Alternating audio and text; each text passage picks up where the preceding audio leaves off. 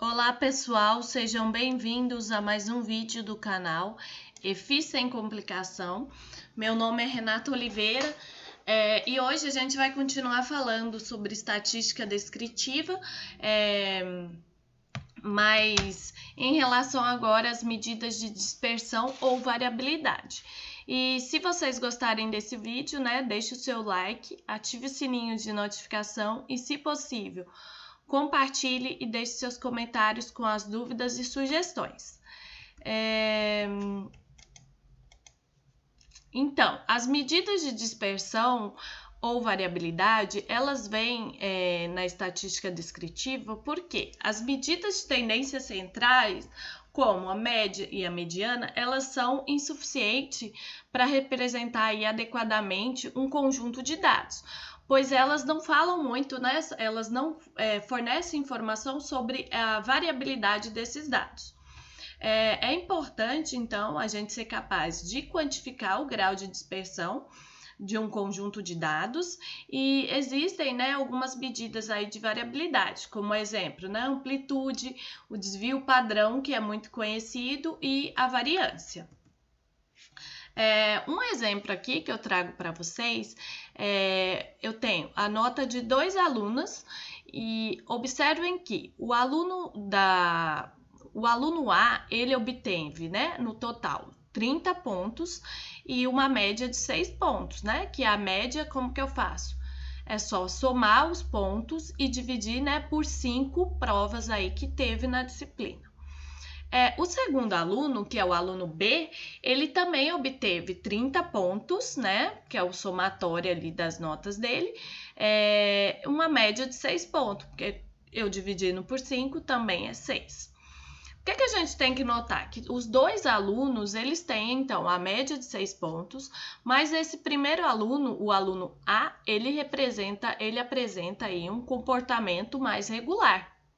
Enquanto o aluno B, ele tem um desempenho mais variável aí das suas notas, E para mostrar a diversidade aí de desempenho desses alunos, nesse caso, a gente precisa então de um valor que vai medir a dispersão ou a variabilidade dos valores nos dois casos. Então, a primeira medida aí que a gente vai ver de variabilidade é a amplitude de variação. Ela é a medida mais simples aí de dispersão, que é o valor dos extremos. Então, por exemplo, voltando no exemplo anterior, a amplitude aí do aluno A é 0. Por quê? Todas as notas ele tirou 6. 6, que seria o maior, menos 6, que seria o menor, 0. E para o aluno B é 4. Vamos voltar lá. Por que 4? Porque o aluno B, a maior nota dele foi 8 e a menor nota dele foi 4. Então, 8 menos 4, 4 é aí, então, a amplitude de variação. Quanto maior essa amplitude, então, maior é a variação desses dados. Qual o problema, então, da medida aí, de amplitude de variação, para verificar essa dispersão dos dados? Ela só utiliza os valores extremos e não vem falando sobre os valores intermediários. Então, ela pega só o maior e o menor valor. É uma medida de variabilidade instável. Por que ela é instável? Porque ela só se baseia nesses dois valores. Se eu mudar um desses valores, eu vou mudar a minha amplitude. Então, vamos voltar lá no exemplo lá do aluno B. A maior nota dele foi 8. Mas e se a maior nota dele fosse, em vez de 8, ele tirou 10? Então, aí eu já mudei a minha amplitude de variação, porque 10 do maior menos 4, que é a menor, já vira 6, e não mais 4, como era anteriormente. Então, quando eu avalio também em amostras, o que a gente mais utiliza, na pesquisa, a gente, na verdade, não avalia a população, a gente utiliza amostras dessa população. Essa amplitude aí, ela fornece frequentemente uma subestimativa da amplitude populacional. Porque dificilmente a amostra ela vai ter tanto valor mais baixo quanto valor mais alto, igual o da população. A segunda medida aí que a gente vai aprender é a variância. Ela é pouco utilizada também, né, em artigos científicos, mas ela vai fornecer depois, a partir dela, a gente consegue achar de uma maneira mais fácil, né, aí o desvio padrão. Então, ela é uma medida aí da variabilidade mais útil do que a amplitude. Ela usa o desvio de cada valor em relação à média e não mais vai usar só os extremos, né? Reunindo essas informações em uma quantidade aí que é chamada de variância. Pode não possuir tanto atrativo como uma estatística puramente descritiva, porque ela é expressa, né, em unidades ao quadrado. Então, aqui eu tenho a equação para a população e na amostra. O que a gente vê? Esse símbolo aqui, ele é um somatório de x, que é o valor, menos a média, ao quadrado. Tudo isso dividido por n, que é o número de avaliados, menos 1. Então, vamos ao primeiro exemplo aqui de como calcular a variância desses dados.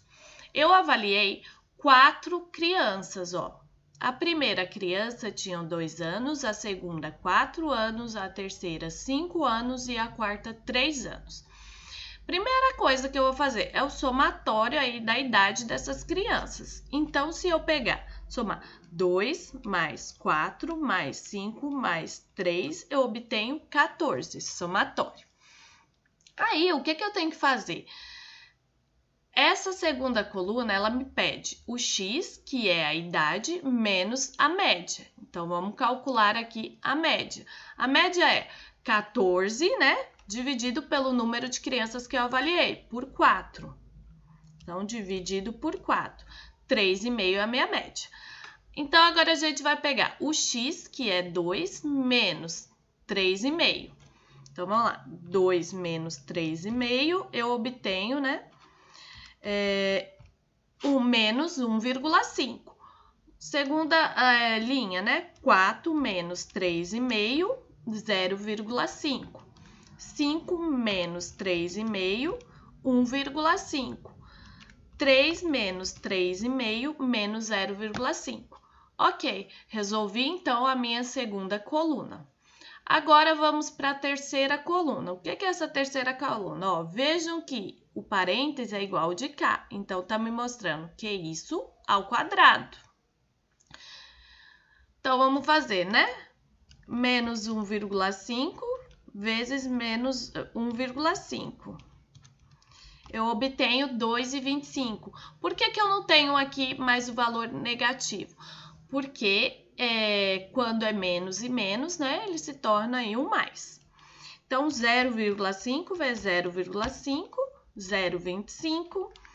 1,5 vezes 1,5, 2,25. Menos 0,5 vezes menos 0,5, 0,25. O que eu tenho que fazer agora? Vamos voltar lá na fórmula aí da variância. Vejam que a fórmula é o somatório disso aqui. Isso aqui é a última coluna que eu tenho. Então, o que eu tenho que fazer? Somar essa última coluna. Vamos lá. 2,25 mais 0,25 mais 2,25 mais 0,25. Eu obtenho aí o somatório, né, de x menos a média ao quadrado, deu 5. Então, usando lá na fórmula, a fórmula é o somatório dessa última coluna, dividido por n, que é o número de avaliados, menos 1. Então, o somatório da última coluna, 5. Número de avaliados, 4 crianças, menos 1. Então, 5 dividido por 3. Eu chego aí no valor da variância de 1,67. O que a gente tem que reparar? Quando eu coloco, né, os dados numa tabela como essa, eu facilito muito o cálculo dessa variância, tá? Então, é interessante utilizar tabelas aí para facilitar meu cálculo. Agora, eu tenho, geralmente, quando eu tenho uma coleta de dados, eu não avalio só 4 crianças tá? Geralmente eu avalio lá mais de 50 pessoas e não tem um porquê eu ficar colocando cada idade em 50 linhas diferentes. Porque muitas dessas crianças que eu avaliei, ela pode ter a mesma faixa etária. Então, vamos lá. Nessa tabela maior, o que eu tô vendo? Aqui no X é as idades da criança. Então, eu avaliei criança que não é de 0 anos, 1 ano, 2 anos, 3 anos e 4 anos. Aí, nessa segunda coluna, o F é a frequência, ou seja, eu avaliei 43 crianças que tinham 0 anos, 34 crianças que tinham 1 ano, 10 crianças com 2 anos, 7 crianças com 3 anos e 1 criança com 4 anos. Então, eu avaliei, se eu somar essa frequência, 95 crianças, e não apenas, né, o número de linha aqui, que é 5. Agora, então, nessa terceira coluna, o que eu tenho que fazer? F de x, para me achar a minha média. Porque a média eu não posso vir só somar essa coluna aqui. Porque tem, por exemplo, 2 crianças que têm 10 anos. Então, seria 10 mais 10, tá? São 34 crianças que têm 1 ano. Então, eu tinha que somar 34 vezes, né? Então, vamos lá fazer aqui o fx. O que eu tenho que fazer? 43 crianças com 0 ano dá 0, que é o f, vezes o x. 34 vezes 1, 34. 10 vezes 2, 20. 7 vezes 3, 21. 1 vezes 4, 4. Então, beleza, eu fiz essa parte aqui. Agora, eu tenho que fazer o somatório disso. Então, vamos lá. 0 mais 34, mais 20, mais 21, mais 4. Eu chego ao valor aí de 79, né, que é o somatório. Então, para me achar a média agora, eu pego o somatório de fx, que é 79, e divido pelo número de avaliados, que é 95. 0,83 é a minha média aí desses valores. Então, tranquilo. Aqui, essa coluna é semelhante da tabela anterior, que é o valor de x, que está aqui, a idade, menos a média. Então, vamos lá. Primeira linha, 0 menos 0,83, menos 0,83. Segunda, 1 menos 0,83, 0,17. Terceira linha, 2 menos 0,83, 1,17. Terceira linha, 3 menos 0,83, 2,17. Quarta linha, 4 menos 0,83, 3,17. Tranquilo. Essa outra coluna aqui é a mesma coisa da anterior, que é isso ao quadrado. Então, é menos 0,83 vezes menos 0,83. Então, dá 0,6889. Eu vou, então, arredondar para 0,69. A segunda linha, 0,17 vezes 0,17.